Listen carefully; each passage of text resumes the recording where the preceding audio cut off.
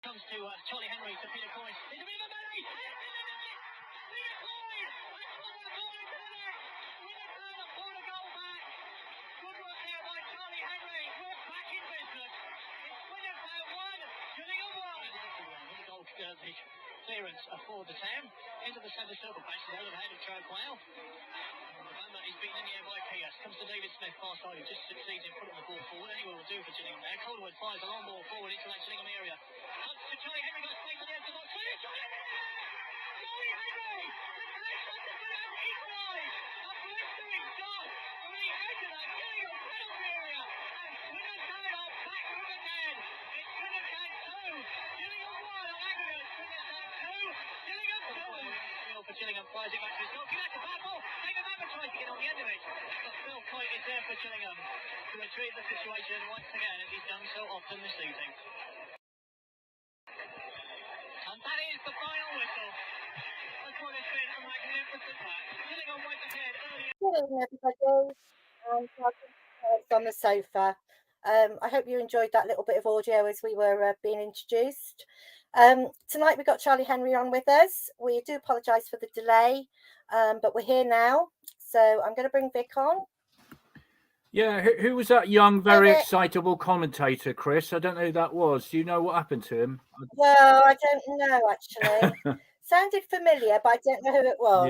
Yeah, he had a very high-pitched voice. I don't know about anything else. Well, I'm delighted. What work you've done to get the great man on, and I'm absolutely delighted we're going to speak to you in a moment. I just wanted to mention these first, though.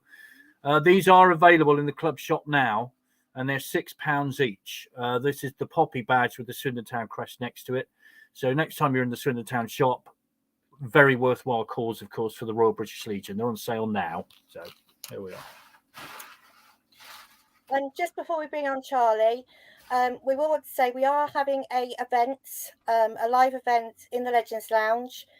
Keep a date in your diary, Wednesday the 22nd of November, 7 for 7:30. It's the team of 85-86, of which Charlie will be in attendance. So we've got about, I think it's about 8 or 9 players at the moment. So we're trying to get everybody that we can. So tickets will go on sale today, later this evening or tomorrow morning. So keep a look out for those. £10, which is a very sort of in the middle of the road price for us to get people there. So we've kept it as low as possible. So if you are free on the 22nd, please tell your friends. We will be publicising it, but we wanted to promote it tonight because Charlie was on.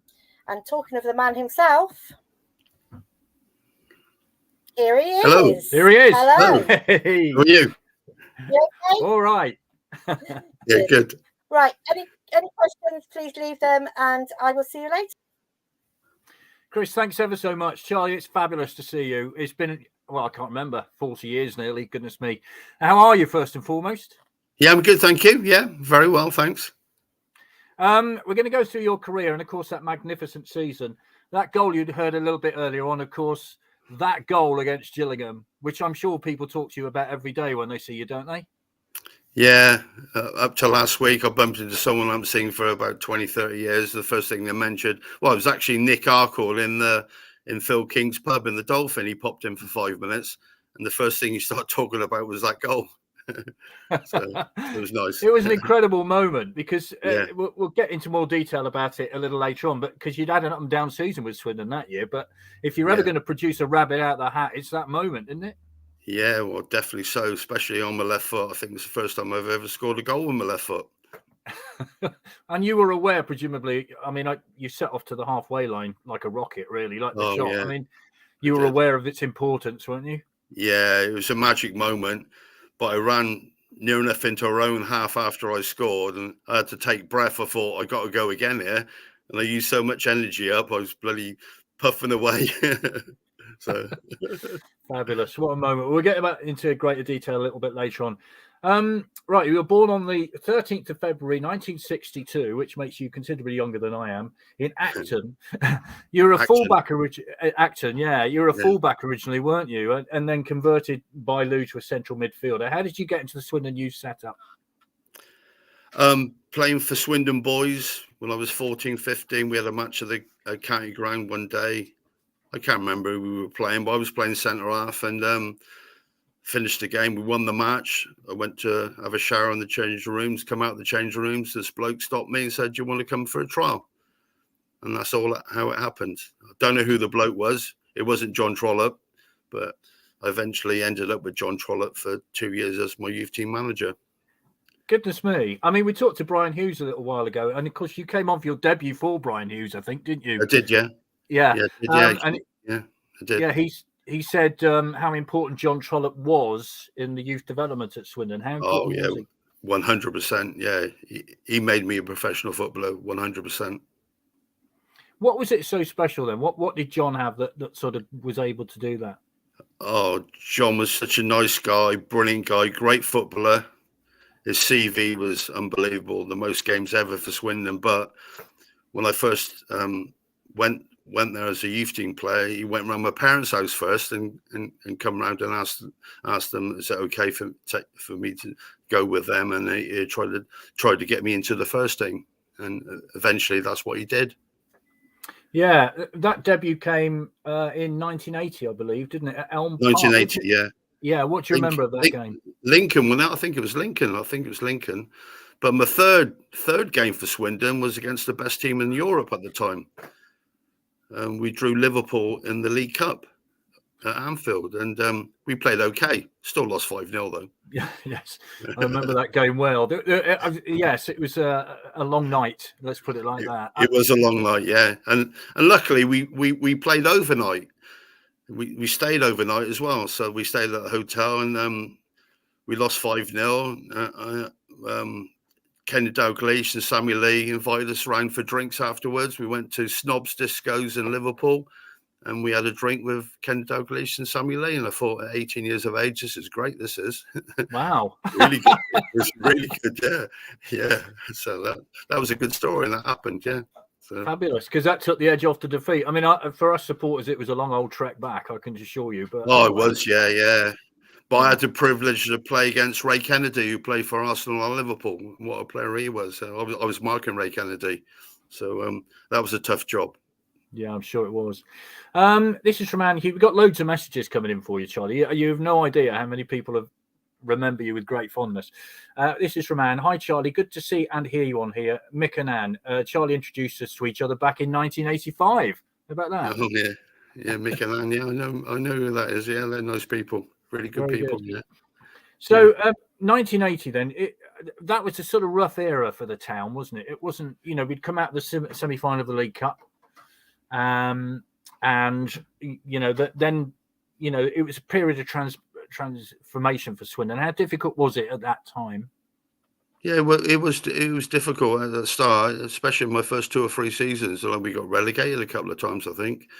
Yeah, it was tough, but it made me strong as a footballer. You got to accept defeat and try to be a winner, So and eventually we did turn it all around, and we got a couple of promotions, which was really good. Yeah, you say you just turned it around. I mean, I'm just going to read you something here, right? You might have seen this. There's a picture of Charlie Henry on the front of this. Have you seen that? You've seen that, Roche, haven't you? This is 1985-86. Longest unbeaten league sequence. Most consecutive away league games without defeat. Consecutive home league wins. Consecutive away league wins. Most league wins in a season. Most home league wins in a season. It goes on and on and on and on. So tell us about 85-86 and the conversion from a fullback to central midfielder. How did that work? Well, it worked brilliant for me, but Lou had the vision to see me playing in a different position. He just wanted me to be an attacking midfield player, and I had the access just to run forward all the time. Obviously, when they was attacking, I'd have to get back as well, but I had a free reign of joining the front two and usually getting to space to score a goal. So, but when I was a kid, when I was at school, I played up front. It's only ever when I went to Swindon, I played at the back. So, and Swindon boys, yeah. So, so I used to get a few goals when I was at school. So, yeah, but I enjoyed every moment. Yeah, I'm sure you did. If I remember right, you got a goal early against Torquay on a Friday night, which if Swindon had lost that, they'd have been bottom of the 4th division. So it was That's right, yeah. Important it win, was wasn't it? important. Yeah, very important. Yeah. Just small things like that decides the season for you. Yeah, definitely. So when did it all turn round? Because if I remember rightly, there was the Hartlepool game on a Saturday, and then you played Sunderland in the Milk Cup. Is that when it really turned round, or were there signs before that? Yeah, there were signs before that. Yeah, we got together as a group. We trained hard. We knew we had to improve results, and that's what you got to do. You know, you take some defeats at times, but you can't win every match, but you do try to win every match. And we managed to turn it around. We had a good group of players. We had some really good lads, and whatever the manager said we had to do, we did. Often whenever we talk to the likes of Dave Bamber, Colin Gordon on here, they always mention the running. How was the running for you? Oh yeah, Swindon Athletics Club. It was like, so we ran the streets of Swindon every day. I think we spent more time running than we did playing football in the week. So yeah, but he got us fit. Well, I was going to say that kind of had you in good stead because you won games late on, didn't you? Yeah, we won a lot of games late on. Yeah, a lot of games. In the last 10 minutes, we scored a lot of goals in the last 10 minutes of matches. Yeah, and fitness did prove to be really good. Yeah, and it does help. Now, one game I was going to ask you about was Cambridge United, because if I remember rightly, you literally came off the subs bench. You literally went to the far post. You literally scored, and then you ran to the halfway line. Yeah, it was about 2 seconds, wasn't it? Well, I think it must have been the fastest goal ever scored by a substitute. I think about 4 seconds I scored, ran on, headed it in, and then that was it. That was my job done for that minute. Won the game as well. I mean, it did, yeah. Had you had time to actually think about it, or did it just happen? What happened? Oh, just happened. I wanted to get on the pitch. We had a corner, so just run into the box. Luckily, the corner kick was beautiful, straight on the top of my head, and I knocked in the back of the net. Yeah, fantastic. You never stopped scoring then, did you? I mean, you had a hat-trick against Preston North End. You got a hat-trick against Halifax later on. Yeah. You never stopped scoring. Yeah. 12 single goals in 12 different games, 2 hat-tricks. Yeah, not too bad. No, pretty good. For a midfield player. I was quite happy with that. And do you remember, when people talk to you about that season, do you remember the adulation you got from the towner? Because you got Charlie Austin now, but of course it was Charlie Henry in those days. What a fantastic time it was. Yeah. Oh yeah, magic. The 80s was definitely the best decade of my life. When I was a kid, I was in the townland myself, watching the team play. So when they didn't have seats, we had to stand up. It was great. The atmosphere there, and then the fans are brilliant. They're really good. But when I first started playing, they gave me a massive role for the good tackles I used to do when I played fullback. So I used to do the sliding tackle, took the ball, took the man, and I got adulation for that as well. So I got as much fun out of making a good tackle as scoring a goal. And in terms of, you came through the youth team, but does that make a difference, do you think, with fans? Are they more likely to take to you than somebody who comes in? Yeah, 100%. I think if you come through the youth system, they give you more of a chance, even if you have a poor game. They still give you another chance. You come through the system, yeah. And I come through the system, and so I was lucky enough. And when I started playing fullback, I gave everything. The fans loved the way I tackled and played, and it was just a pleasure. It was a pleasure to play in front of them. So of that team in 85-86, what do you remember about it? Because it was a rocky old start, then it suddenly started to turn round. Kenny Allen came in. That was quite an important signing, wasn't it, at the back? Yeah, well, the goalkeeper. Yeah. Kenny Allen. Oh, yeah. He was a character, Kenny Allen. Yeah, he didn't take no prisoners. Yeah, he was a strong character in the dressing room. Yeah. So you do want to cross swords with him. Did you need that though? Does the dressing room need that? Yeah, oh, definitely. Oh, 100%. Yeah, obviously. Yeah. Every game's different, but every game is difficult. You just got to take on your opponent. You just got to try to be a winner. Now I've got this record here. There's a picture here. That's against Scunthorpe, heading towards the goal. There's Colin Calder, of course, holding the 4th Division Championship trophy. And then there's a list of your goals, which is in this brochure here. And as I said, it started off with Torquay, then the Cambridge goal, then the Scunthorpe one, and then that hat-trick against Preston North End, December the 7th, 1985. What do you remember about a hat-trick? Oh, yeah.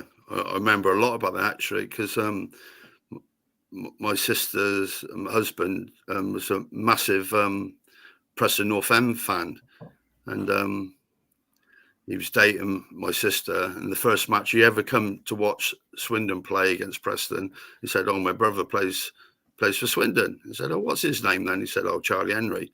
He said, "I never heard of him." So they watched the match, and my sister said, "End of the match, you've heard of Charlie Henry now? He's just scored a hat-trick against Preston."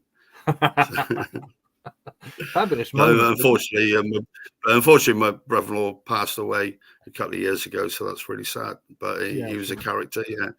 So I had some good times with Barry Nugent. I worked for him for 10 years. He had a company in Swindon, STS Design Stainless Steel. So I worked for him for 10 years as well. So he's sadly missed. Yeah, sure, of course. And actually, Ian has sent a message in, RIP to the Leighton Orient fan who died this week. Heartbreaking. You may well have seen that in the news. Very sad indeed.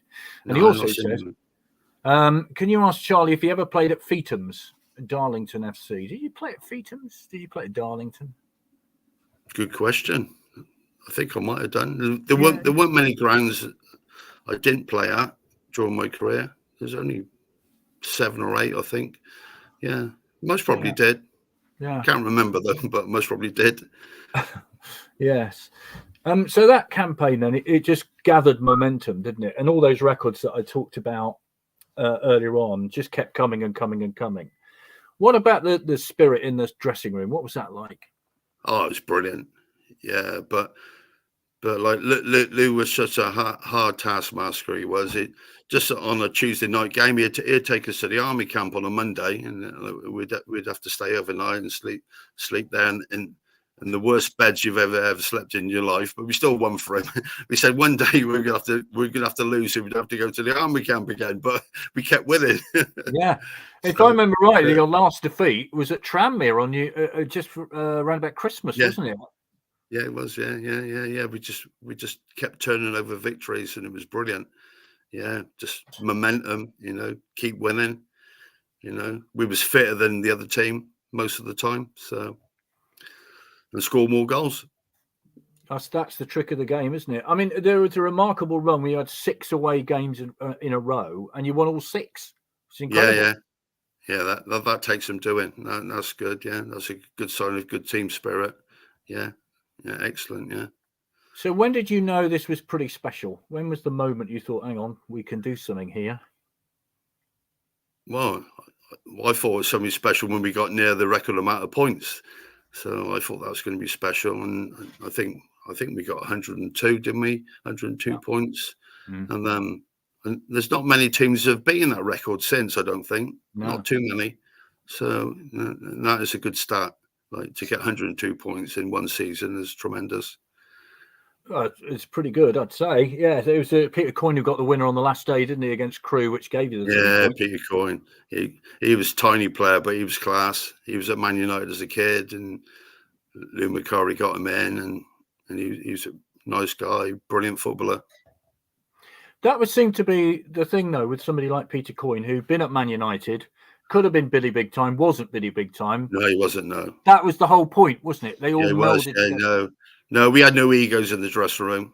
We was all in it together, and that was it. And that was a good thing about it, yeah. That was the good thing about it. No egos, no big-headed players at all. And of course, there was also the League Cup run that year as well. The likes of Sunderland were beaten, Sheffield Wednesday. Did you play? I don't think you played in those games, though, did you? No, I was gone then. I'd signed for Aldershot when they was in the Football League. I left in 1989. I signed for Aldershot, and I stayed. Well, I was only there 2.5 years because they went bust. I was supposed to have been there 4 years, but they went out of business. And I was actually there at the time when they went out of business. So that's when I packed in playing football and had to get myself a proper job. We'll get onto that in a little while. I mean, in terms of of that season, and what's the thing that gave you the most pleasure? Would you say what was the best thing of it? Making the fans happy.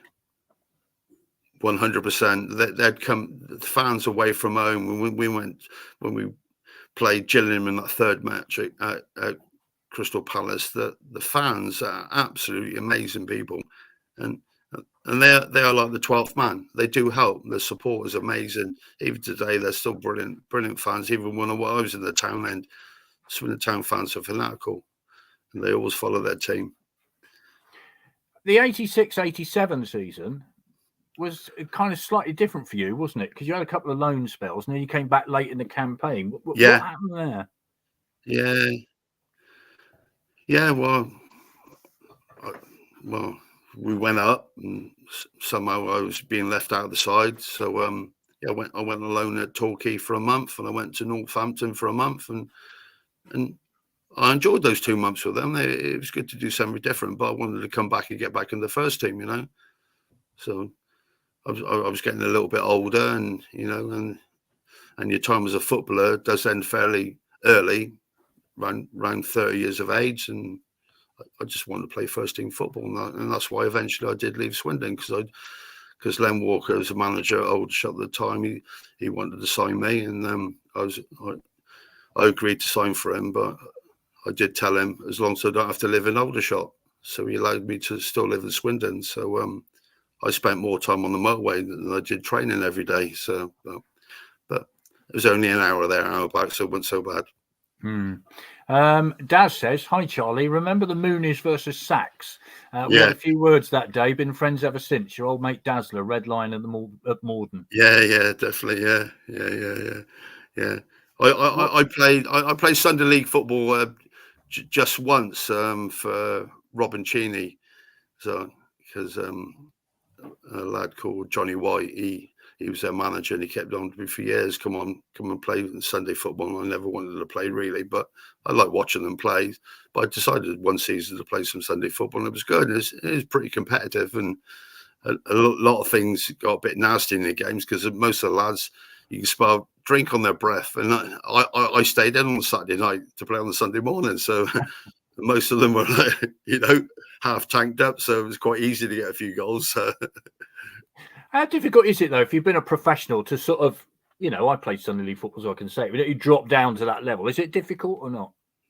No, just you just got to play the same way as being a professional footballer. Yeah, so yeah, definitely. That wasn't difficult at all. I really enjoyed that season when I played in the Sunday League. It was good, really good experience. And we'd go back to the Cheney Club afterwards, have a couple of beers, and just go home after that. It was great. Fabulous. Because if you'd had a couple of beers on a Saturday night, you know, when Lou was in charge, he'd have known about it somehow, wouldn't he? Because he had this telegraph system, didn't he, where he would know who was out and about. Yeah, I think most of the landlords would grass us up, I think, because I think he went around every pub in Swindon and said, if any of the lads in the pub, let me know. So there's one or two pubs he didn't know we used to go to. So, well, we only had Guinness, plenty of iron in Guinness, so that was all right. So that was my excuse. So you had secret hideaways, did you? Yeah, we did, yeah. Excellent. Very good. Craig says, Charlie played at Feetham's on the 2nd of December, 1984. Picked up a yellow card. Good work, it says. So there you are. You did play at Feetham's and you got booked, but never mind.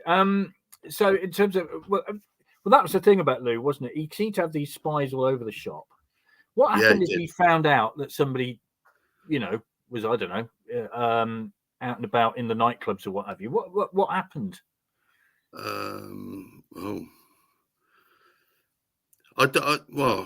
don't think he ever caught anyone at a nightclub. I think Harry Gregg, I think, did, the assistant manager, once he caught someone going into Pasha's nightclub on crutches one night, and on the Monday that person got a bit of a bollocking. So, but he said he wouldn't tell Lou though.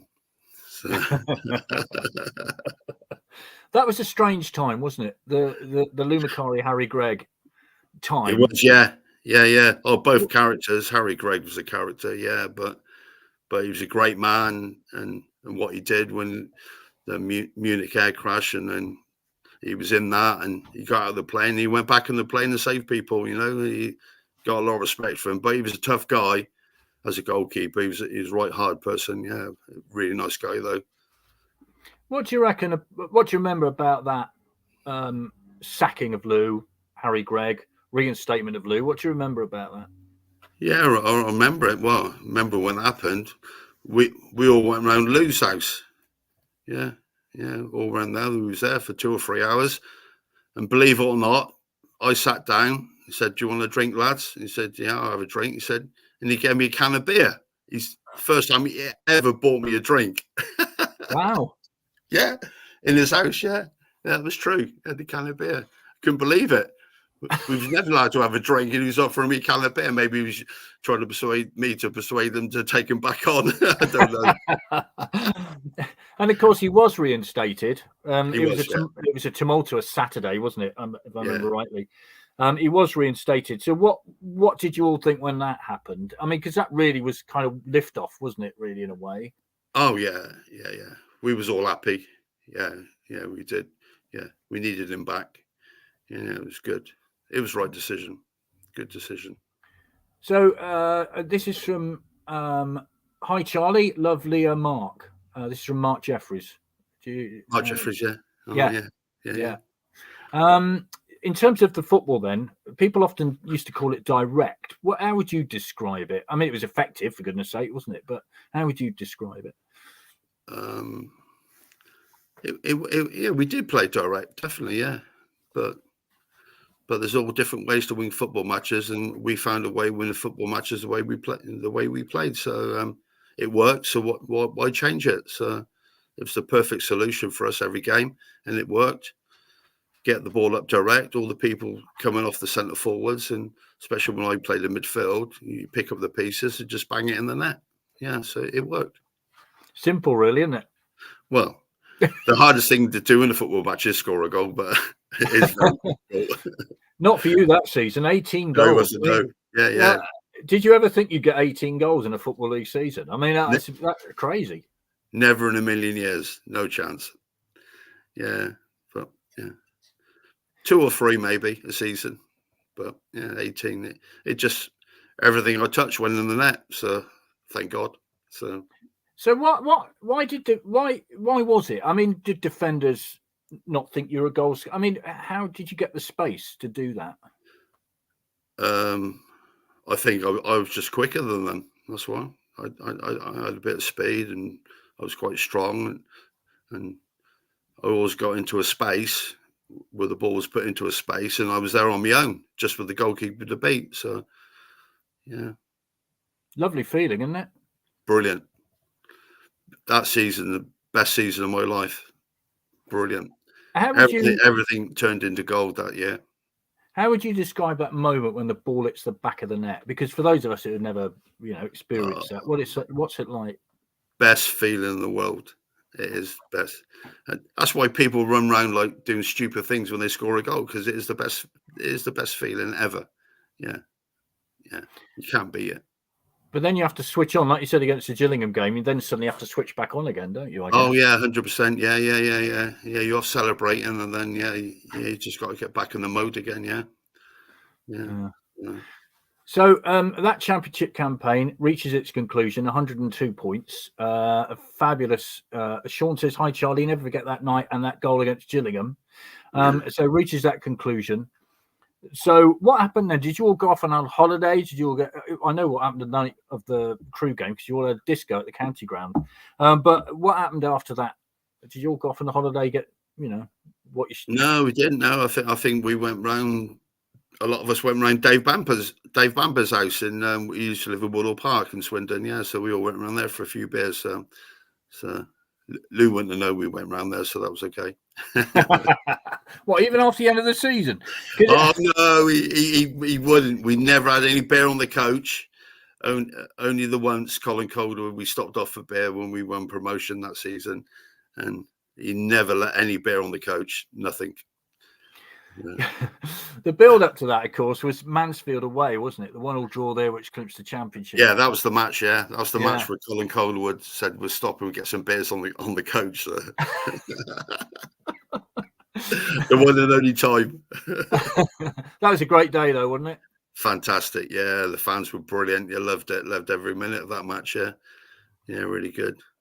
Before that, of course, Chester at home, which clinched promotion, Mansfield the title. What do you remember that Chester game on the Tuesday night?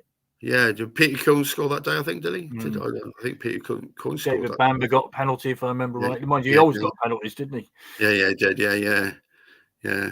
A big, tall, gangly lad. He was good. Yeah, getting penalties for us. Yeah. Another magical night. I mean, there were so many that season. Yeah, there was loads. So when you look back now, how do your career sort of went on the upward curve, and then it sort of, how do you look back on it now? I wouldn't change anything. 80s was the best decade of my life, and I wouldn't even change leaving Swindon because I wanted to play football. So I think that was the right decision I made. I enjoyed playing at Aldershot. It was a great little club. We'd only get 2,000 gates, but a fantastic football club, and I wanted to play first team football. I could have stayed at Swindon for that season, but I didn't want to spend another season on the bench, so I decided to go. We'll get to the Aldershot in a minute, because let's talk about that Gillingham game, because they'd lost on the Friday at Gillingham narrowly by a 1-0. Yeah. And then they scored at the county ground, didn't they? So what were your thoughts then? Yeah, Carl Elsey scored a cracker goal, a brilliant goal it was. Yeah, I thought 2-0 down, thought we was in trouble, but luckily Peter Coyne managed to get a goal back, and I managed to have an assist on that. I chested it down to him, he just tapped it into the net, and then luckily I hit one with my left peg and it flew into the top corner. So, but the third game was the best game for me. The atmosphere was absolute immense. Yeah, absolutely immense. The fans were amazing. I remember after the game, I ended up throwing my shirt in the crowd, throwing my shorts into the crowd. It's such an emotional moment, great feeling. Yeah, because Chalky scored pretty early, didn't he? Yeah, he did. Yeah, he did. Yeah, I think I flicked it on for him. I think I flicked it on the header, and Chalky was a brilliant finisher. He scored lots of brilliant goals. Yeah, I mean, after the home game against Gillingham, I interviewed you. You won't remember that, but I interviewed you, and you said, "We're not going to let it go now," and you didn't. I mean, how determined were you going into that third game? Oh, very determined. Being 2-0 down and coming back to make it 2-8. It would have been great for the one on like being at the county ground, but the Selhurst night was an emotional night. It was absolutely fantastic evening. Yeah. And what happened after that? I mean, did you get a drink after that? Did Lou allow that or not? No, I don't think he did. I think we all come back. Yeah, no, we didn't have a drink. No, I think we went for a meal. I think, but yeah, when Brian Hillier was there, I think Brian Hillier was about then, and yeah, I think we went for a meal somewhere. So I think the lads wanted to go to the pub instead, but we had to go for a posh meal instead. So because it had been a long old campaign, hadn't it? I mean, it was, yeah. But we were so fair. We was used to running, and we could run all day. Like we could play 2-3 games in a week, and it wouldn't be a problem. It's the early days of the playoffs too, because it wasn't at Wembley. I mean, yeah. Just imagine that. That would have been brilliant. Yeah, that would have been good. Yeah. Yeah, that's the downside of it, isn't it? The fact that you didn't get to play that game at Wembley, really, which should have been fantastic. Yeah, because those Wembley games are magic games. Are some of the best games of the season. That final game at Wembley, yeah. Chris Kamara being chased by Kenny Allen at the Aldershot game.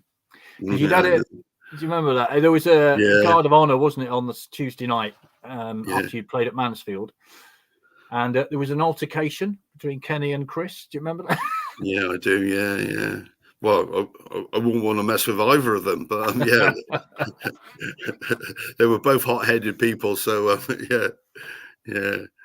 But great, Chris Kamara, absolute unbelievable footballer, great player. Always remember the day when the altercation was someone in the tunnel before a match. I think at the county ground. And I think he chinned someone before the game started. Allegedly, my lad. I don't know if it went to court or not, but I mean, Chris Kamara, I mean, what a career. I mean, look at him now Yeah. as well. Incredible media success as well. Did you ever think that would...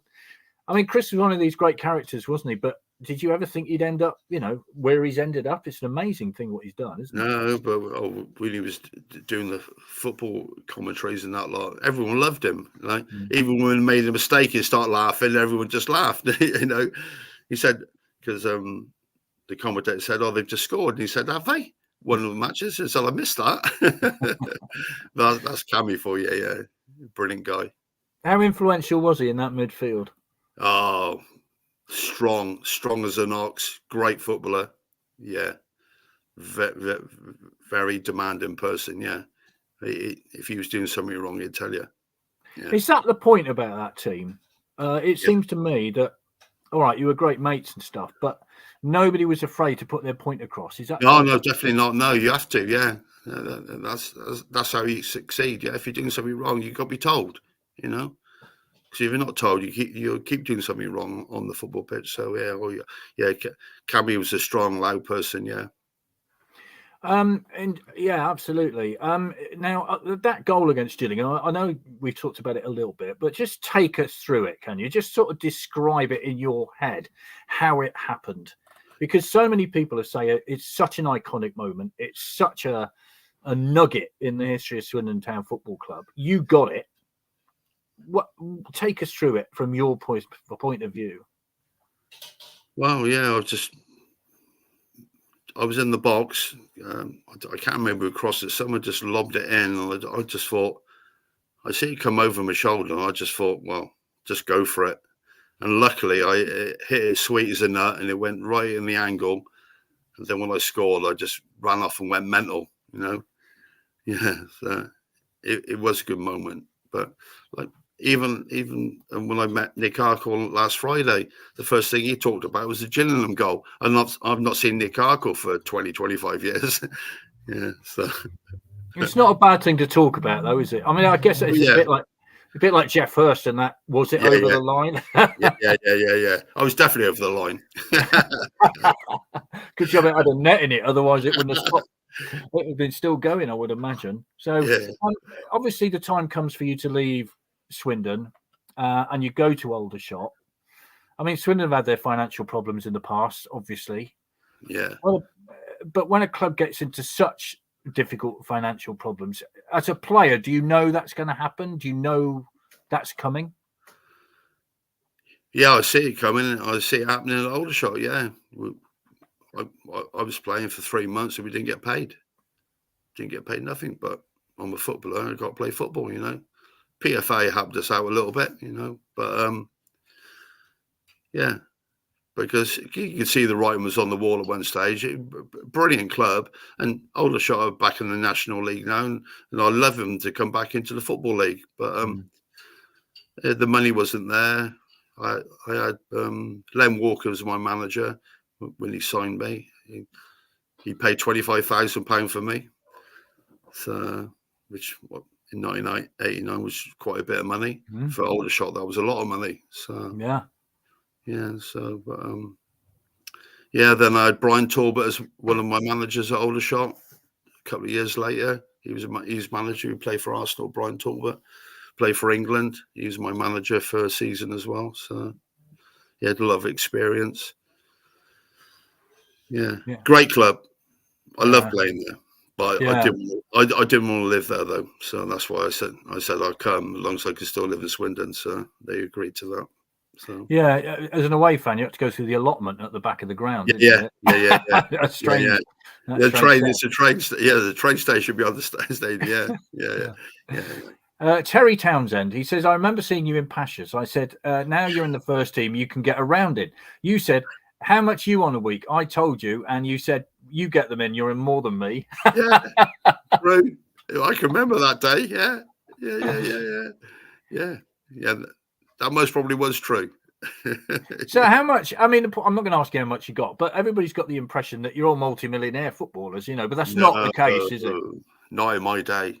No. But I would have played for nothing as long as I could play for Swindon.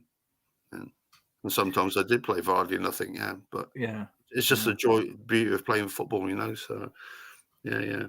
But when I signed for Aldershot, I got more money at Aldershot than I did at Swindon. Did you? Yeah. Well, there you go. There you go. Yeah, fair enough. You also played non-league, of course, for Cheltenham, and also I was reminded by Chris Tanner yesterday. You played for Fairford under Paul Richardson, didn't you, the former Town player? Yeah, Paul Richardson. Yeah, and Jerry Kelly was his assistant manager. Yeah, I love playing for Fairford Town. That was a good club to play for. Yeah, brilliant. Yeah, I played for Woolen Sports as well. Terry Woolen used to play for Swindon. He ran the sports shop in Gorse Hill. Mm. And I worked for Dougie Grant at the time, who owned Market Fruits of Swindon. So he wanted me to play for his football team. I was looking for work, so he gave me work, and I played football for Woolen Sports. Yeah, and Terry Woolen was. I worked in the sports shop as well in Gorse Hill.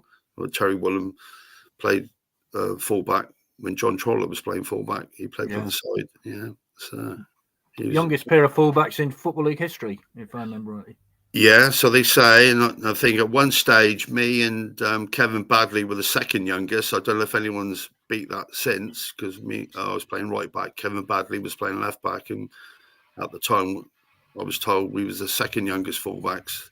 But I don't know if that's changed since. Well, that's quite a record for Swindon to hold, if that's still the case. Amazing. Yeah. Lou got me the sack as a steward. I was in the bar before the game with my white smock and badge. He walked up to me, looked at me straight in the eyes, and then my badge. I was told the next game my services were no longer required, says Terry. Ooh. There you go. There you are. That's for you getting around in Pashas. I Well, harsh, I'd say. And now your son Lee, of course, also was on Swindon's books for a while, wasn't he? Yeah, he was. Yeah. He played the youth team, played reserve team. I think he had one substitute appearance for the first team. My boy had loads of ability. Yeah, but just played under a manager. Andy King was manager at the time, and Andy King didn't suit my son as a manager. I don't think so. But that's life. Yeah, sure. Later played at Supermarine, if my memory serves. Yeah. Played for Supermarine. Yeah, he was a talented boy. He had a lot more ability than I ever had. Yeah, 100%. Yeah, he played with Kelly Stroud's boy, David Stroud. Yeah, he was a good footballer as well, David Stroud, Kelly Stroud's boy. Yeah, so they play football together. Yeah, because David, if I remember right, he made his debut at Huddersfield. Had a fantastic game, and then pulled a hamstring in the next game, and then went off to Supermarine. Yeah. They played together. Yeah. And Terry seems to know a lot about you. I'm a bit worried about this. All right. He says, God. Have you had a chat with Wayne Hatswell yet? Wayne Hatswell? No, I haven't. No. Because the assistant manager at Swindon. Yeah. No, I've not seen him for a long time. Yeah, he's a good guy. Yeah, I've not spoken to him in the last few years now. Because he's steeped in local football too, as well. Obviously. Yeah, he is. Yeah. He's a very good footballer in his day. Yeah, he was a good footballer. Yeah, nice guy. Do you get along to the town now? I've not been in recent years. I used to when I was playing for Aldershot. We used to play a lot on the Friday night. So every home game on a Saturday when Swindon was playing, I'd always go on the Saturday match. Yeah, but I've not been for a few years now. So, any reason for that? You just no. It's just I've had my time. It's someone else's turn now. So yeah. So well, you certainly did have your time. Malcolm says, "Hi Charlie, great to see you. I was on the Arkle's yellow turnstile and used to see and chat to your mum. Big Charlie, Sue and Barry, got to know them really well, and I loved your mum." Yeah. I mean, parents are important, aren't they, in footballers' lives? Yeah. My mother passed away over 30 years ago. Yeah, so yeah, she loved coming. Yeah, my dad come as well. My dad's still about. My dad turned 85 last week, so he's still going strong. So yeah. And he's Irish. He's looking forward to our Live in Scotland next week in the rugby. Oh, I bet he is. Yeah, big game. Sean says, "Did you ever get pulled out of a pub by Lou Macari?" Never. He never found out the pubs we was allowed in. Okay, you're going to reveal any? No. No. Oh, darn it. I thought we might have an exclusive there. Pubs Lou Macari didn't know about. Did you have very cooperative landlords then in those days that wouldn't let you, wouldn't say anything? Yeah, there was a couple. Yeah, they were all right. Yeah. Yeah, fair enough. Hi, Malcolm. Sue Henry here. Susan Henry. There you go. Actually, she's been very instrumental in getting you on this and helping Chris to track you down, because we've been trying to get you on here for years. I have to tell you. So we're delighted to have you on. Anthony White says, why didn't you sign for the Dolphins Sunday League team when I had Kingy and Bobby Howe in the squad? Wow. Did you know that? Bobby, yeah. I remember seeing Bobby Howe and them. Yeah, Bobby Howe used to drink in there. Yeah. Gosh. If turning back the clock, if you did come up against Swindon and scored, would you have celebrated? No. Honestly? 100% no. Fair enough. Okay. Because that is the modern thing. Of course, years ago, players used to go mad anyway, didn't they? Just didn't care who they played. But is that a respect thing? That's out of respect, is it? Yeah. Well, it was 10 years part of my life. So definitely not. I wouldn't have celebrated. Well, that's good to know, really. In terms of where the club sits in your life, then, how big a part of it is it? Well, as I told you, my best decade of my life was the 80s, and I was there for 10 years. But music was good, everything was good in the 80s. It was a brilliant decade to play football in. I just enjoyed every minute, but it just went so fast. It just goes so quick when you're enjoying yourself. You're training every day, then you're playing Tuesday and Saturday or Sunday. Yeah. And do you keep in touch with many of them now? Phil King, the Dolphin man. Yeah. But yeah, I don't see anyone apart from Phil now. I go to see Phil once a month. I pop down to his pub on the last Friday of every month, and I've decided to do that. And we have a good laugh, and we have great banter.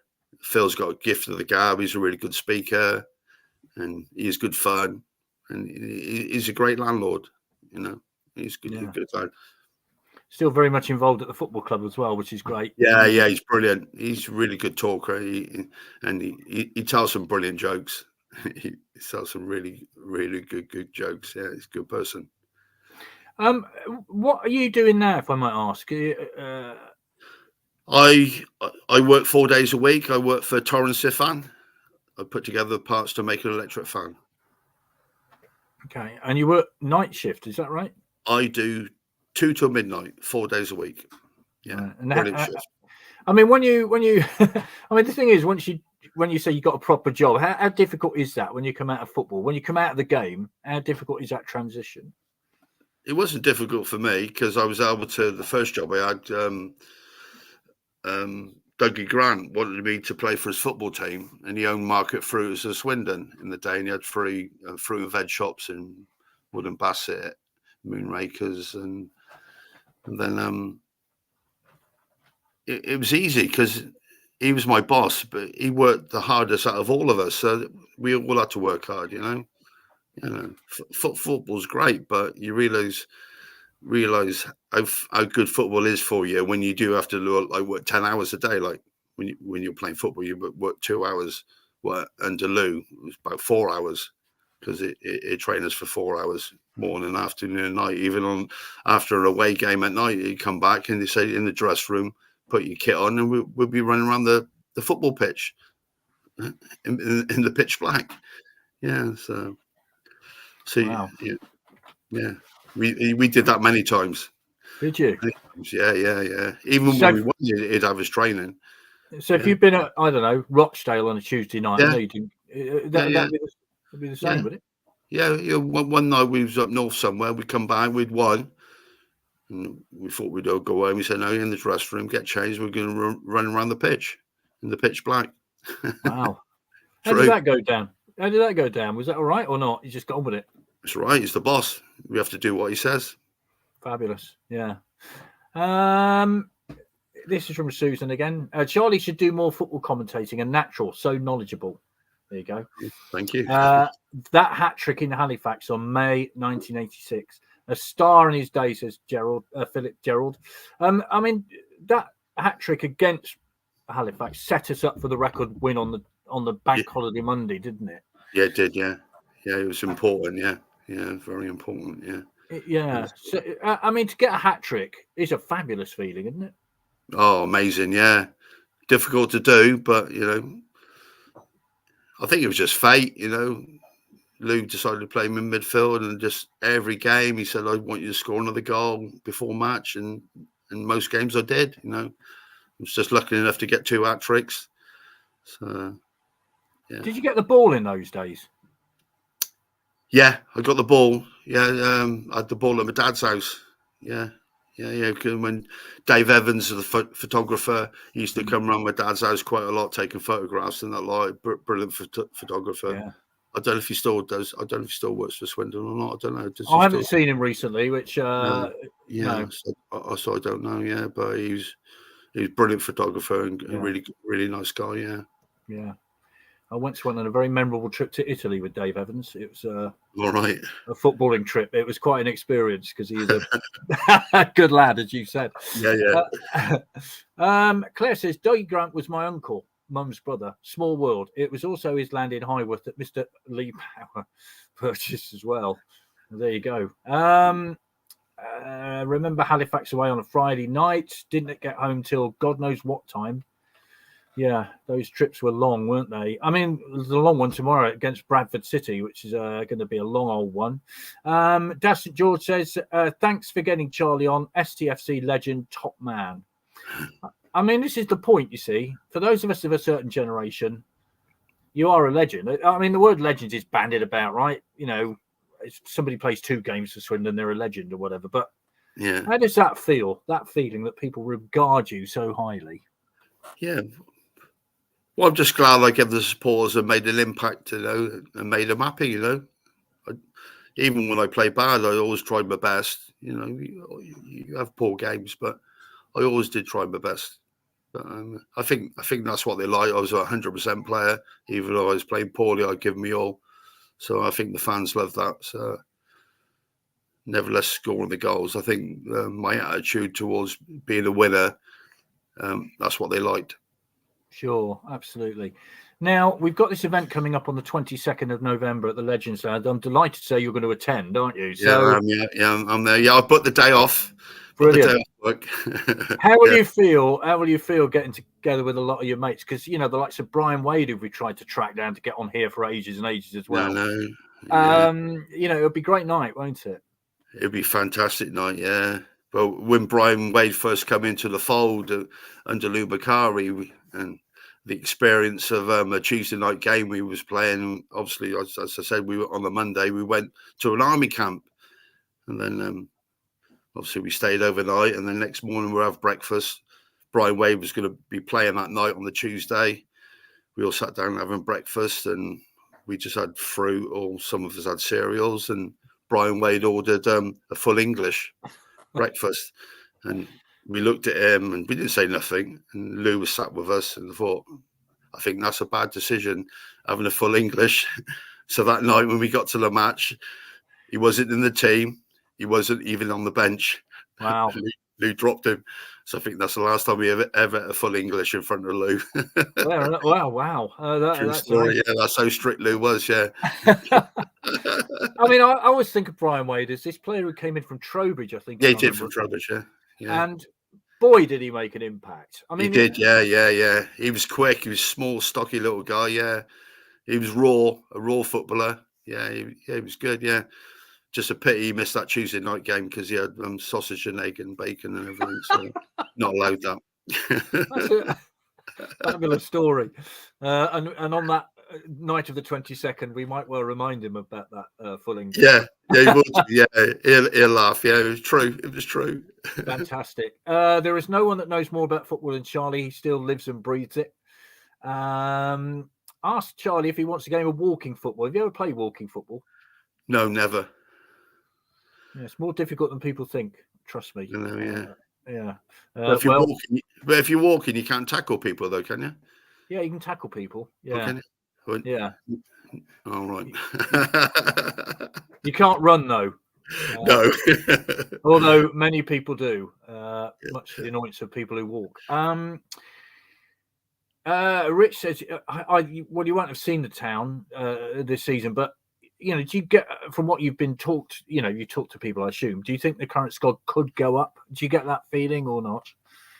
Well, a work colleague of mine is a season ticket holder at Torrance Sifan, and during our breaks, he shows me the highlights of the games, the 10-minute highlights on our breaks. So that Swindon Town, those two lads that got up front on loan, they're that young, and the other lad, they look really good. They sit the ball around really well.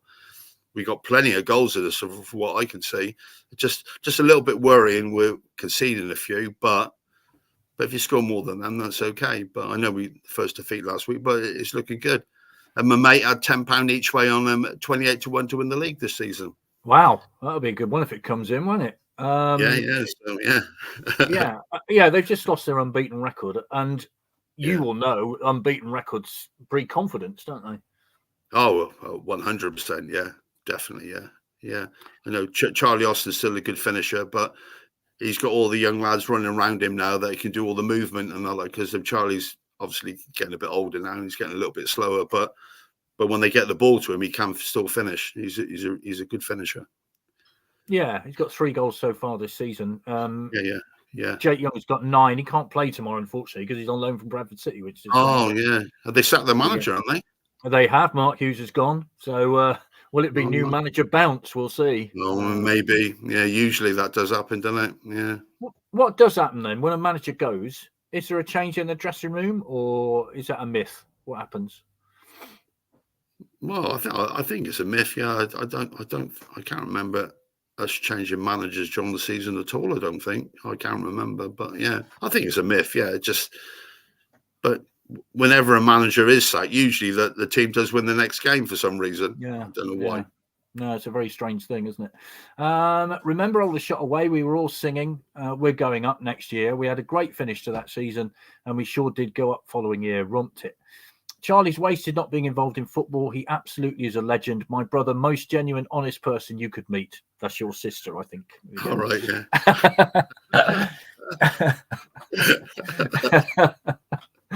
Well, that's lovely. I have to say, Charlie, it's been an absolute pleasure talking to you tonight, because it's been great speaking to you. As we said, we've been trying to get you on here for a long, long time. Yeah, I know. To get you on is fabulous, and personally, I can't wait for the 22nd of November. It'll be such a fabulous evening. Nor me. It would be brilliant night. And for those of you who played in that team, goodness me, I would imagine getting together again, you'll be delighted. It'd be amazing. Yeah, it'd be amazing seeing people I haven't seen for a long time. Yeah, it'd be amazing. Yeah, it'd be good. Yeah. Well, there you are, Andy. Thank you so much, Charlie. Don't go away. We'll talk to you in a minute afterwards. Yes. Chris sends her apologies. She's had a bit of car trouble today, so she's had to leave. Yeah. She said, yeah. So I've morphed into that. One thing I always remember about the 85-86 season was how cold it was. And that was one of the reasons we played all those away games, if you recall, 6 on the bounce, was because the bit around the Swindon Road, they just couldn't get it thawed, could they? Oh, yeah. It was iced up. Yeah. I think we were due to play Hereford in a freight rover, and it took about 8 times to do it, didn't it? Yeah, it did, yeah. I do remember, driving, going on the train to Preston and Northampton and all those, freezing cold. Yeah. What memories? Yeah, fabulous. And if you remember rightly, the one that you lost, the last one you lost, the fans cleared the pitch, and Lou wasn't too happy because it was covered in snow, wasn't it? Oh, they did, they did. They covered it, yeah. And the Swindon fans came on and helped clear the pitch, and he wasn't very happy about that because he didn't want it played, and turned out to be your last defeat of the season. Incredible. Yeah, unbelievable, yeah. Great memories, and really look forward to reliving them again on the 22nd of November. But yeah, I can't wait. That'll be a brilliant night. Really, really appreciate your time and your patience tonight, and we'll look forward to seeing you then. And thank you very much, Vic. And we'll see you all again on Monday. Okay. From all of us, a very good evening. Thank you very much. Good night.